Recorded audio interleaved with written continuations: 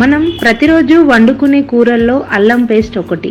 ఎక్కువగా మనం అల్లాన్ని వెల్లుల్లితో కలిపి పేస్ట్లా చేసి ఆ మిశ్రమాన్ని కూరల్లో వాడుతూ ఉంటాం.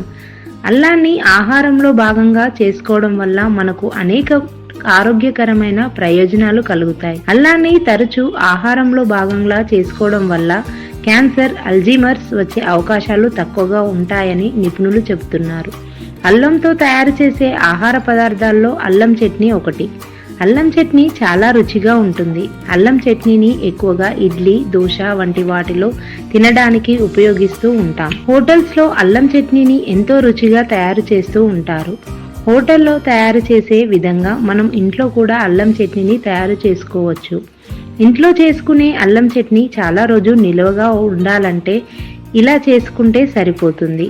అల్లం చట్నీని తయారీకి కావలసిన పదార్థాలు ఏమిటో, ఎలా తయారు చేయాలో ఇప్పుడు చూద్దాం.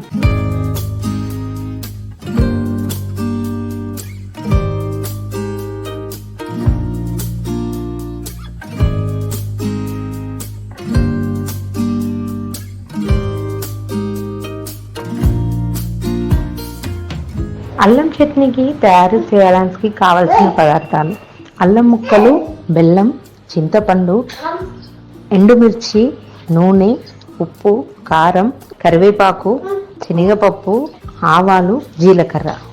గోరువెచ్చని నీటిలో నానబెట్టుకోవాలి. కడాయిలో నూనె వేసి కాగాక ఎండుమిర్చి వేయించుకోవాలి. మనం తరిగి ముక్కలుగా కట్ చేసి పెట్టుకున్న అల్లం ముక్కలను వేయించుకోవాలి.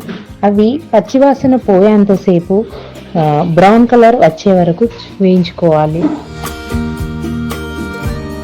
దాంట్లోనే కొద్దిగా జీలకర్ర యాడ్ చేసుకోవాలి. ఈ మిశ్రమాన్ని అన్ని ఒక బౌల్లోకి తీసుకోండి. ఇప్పుడు ఒక జార్లో ముందుగా వేయించి పెట్టుకున్న ఎండుమిరపకాయలను మిక్సీలో వేసి మెత్తగా పట్టుకోవాలి. అందులోనే నానబెట్టిన చింతపండు తురుము, బెల్లం తురుము, రుచికి సరిపడా ఉప్పు, కారం, వేయించిన అల్లం ముక్కలు, శనగపప్పు, ధనియాలు వేసి మెత్తగా పట్టుకోవాలి. తర్వాత అది మిక్సీలో పట్టుకున్న మిశ్రమాన్ని ఒక బౌల్లోకి తీసుకోవాలి. మరలా ప్యాన్ పెట్టుకొని కొద్దిగా ఆయిల్ వేసుకొని అందులో ఆవాలు, జీలకర్ర, కరివేపాకు, కొద్దిగా పసుపు వేసి పోపు వేసుకొని అందులో మనం మిక్సీలో పట్టుకున్న అల్లం చట్నీని వేసుకోవాలి. అప్పుడు మరలా కలిపి